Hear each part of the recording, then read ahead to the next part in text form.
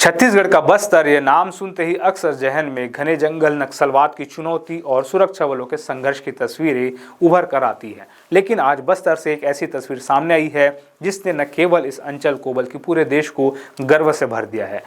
कौन बनेगा करोड़पति के 17वें सीजन में इतिहास रचा गया है और यह इतिहास लिखने वाले कोई और नहीं बल्कि बस्तर के घोर नक्सल प्रभावित बीजापुर जिले में तैनात सीआरपीएफ के इंस्पेक्टर विप्लव विश्वास है। सोचिए, एक तरफ बंदूकों का साया और दूसरी तरफ ज्ञान का महासागर। इन दोनों के बीच संतुलन बनाते हुए रांची के रहने वाले विप्लव विश्वास ने हॉट सीट पर जो कमाल कर दिखाया, उसने सदी के महानायक अमिताभ बच्चन को भी हैरान कर दिया। आज के इस वीडियो में हम आपको बताएंगे उस रोमांचक पल की पूरी कहानी जब एक जवान ने अपने बुद्धिमत्ता से करोड़पति बनने का सफर तय किया। नमस्कार, मैं हूं चंद्रशेखर और आप देख रहे हैं नवप्रदेश टीवी। शो की शुरुआत बेहद भावनात्मक रही। वर्दी का मान रखने वाले विप्लव ने जब हॉट सीट पर बैठने से पहले अमिताभ बच्चन से गले मिलने की इच्छा जताई तो बिग बी ने न केवल उन्हें गले लगाया बल्कि उनका गर्मजोशी से स्वागत किया।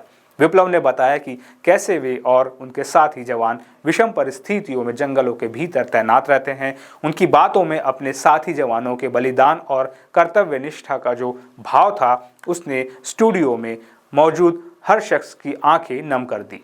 खेल शुरू हुआ और विप्लव का आत्मविश्वास देखने लायक था। फास्टेस्ट फिंगर फर्स्ट जीतकर हॉट सीट पर आए विप्लव ने शुरुआती सवालों के जवाब बिजली की गति से दिए। 5 लाख रुपए के पड़ाव को उन्होंने बिना किसी लाइफलाइन के पार कर दिया।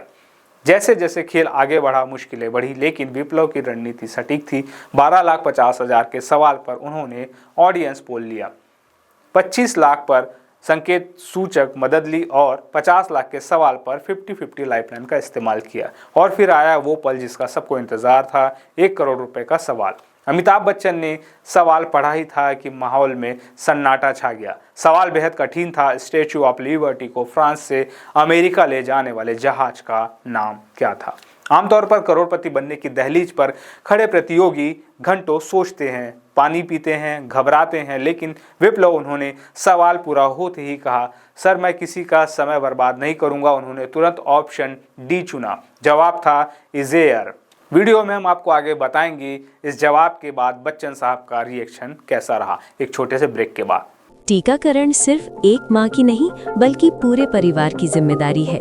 घर के कामों में हाथ बटाएं ताकि माँ बच्चे को समय पर टीका लगवाने ले जा सके। जब परिवार साथ देगा तभी बच्चा सुरक्षित रहेगा। राष्ट्रीय स्वास्थ्य मिशन, झारखंड सरकार।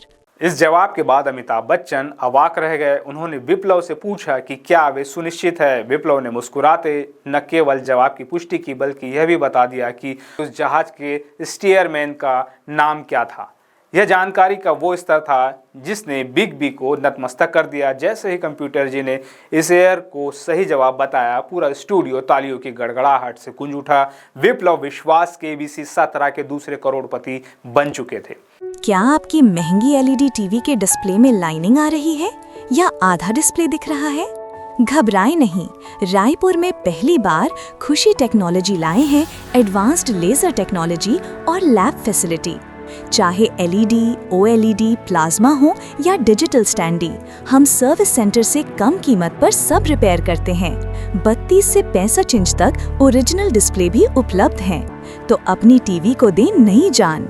आज ही आए खुशी टेक्नोलॉजी, झंडा चौक, आरा मिल गली, शिव मंदिर के पास, बढ़ाई पारा, रायपुर, छत्तीसगढ़, या कॉल करें 9981050458।